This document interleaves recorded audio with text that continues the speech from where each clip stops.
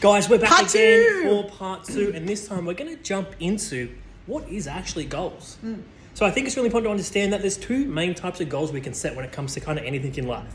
The first one we have is an outcome-based goal. So what an outcome-based goal is, I'm going to lose 5 kilos in 5 weeks. That's a very objective measurement. It's very outcome-derived. The second type of goal we can set is what we call a behavior-based goal. So a behavior-based goal might be, I'm going to train 3 times a week. I'm going to track all my protein, and I'm going to add lots of plant matter to my diet to put me into a calorie deficit so I can lose 5 kilos. So what we can see there is we know that by falling in love with the process, you're more inclined to actually reach the outcome itself. But if you just set yourself the outcome of I'm going to lose 5 kilos, but don't have any behaviors attached to it, you actually have nowhere to really go. Yeah.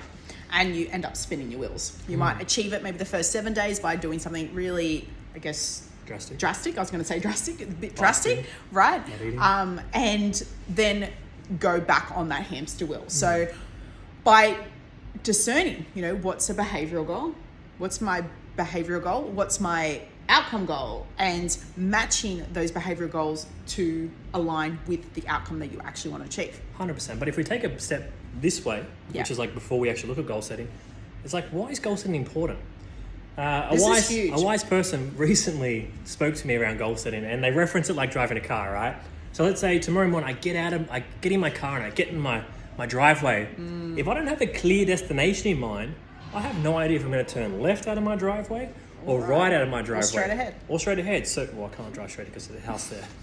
So in that moment, in your driveway, yes. In that moment, what I'm finding is I'm stuck. I'm stationary. I'm actually not moving to anything. Yeah. So that's why goal setting is really important. I think we underrate how important goal setting is. I think a lot of the times we, I guess, kind of just go through the day-to-day, but we know just with, setting goals with our children or setting intentions, how important that is and how that allows us to consciously create the life we desire, consciously create the health and fitness that we desire, consciously create the mental and physical body that we desire by actually creating goals, intentions around it. 100%. And I think so when it comes to goals, and it's important to map them out in a very specific format. So we have a clear intention, and we call them SMART goals. So what that means is it has to be specific. So saying I'm going to lose weight is not very specific, because you could lose half a kilo and technically be a success. Okay, so you have to get really clear on what that intention is. And it doesn't even have to be, I know we're talking about weight loss here, but it could be any goal. It could be around your strength. Could be anything. Right? Yep.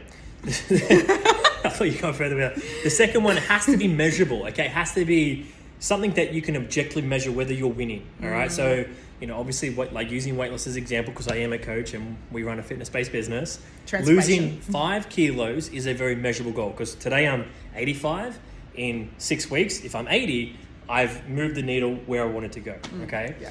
So we have specific, we have measurable, we have attainable.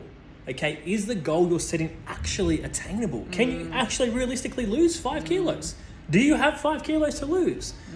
I think it's really important when you're setting your goals. You're setting yourself up. Like, yes, it's a bit of a stretch. Like, they should be a bit of a stretch. They should challenge you, but you want to be realistic, which is what the R stands for.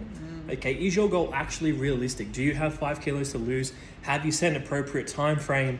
I think that's actually what the T is time bound.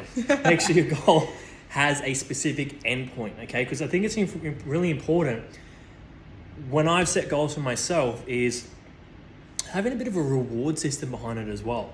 So a celebration. So, if I achieve X by this date, I'm then going to do this for myself, okay? I think most of the time in life, we really don't take time to celebrate our wins, whether it be big or small. And that creates the momentum. 100%. Right? When we're celebrating ourselves and we know we're winning, like, as humans, when we know we're winning, we tend to want to win more, right? And we keep that momentum going. Because an object in motion will stay in motion. I love that. But an object at rest stays at rest. I'm pretty sure that's Newton's law.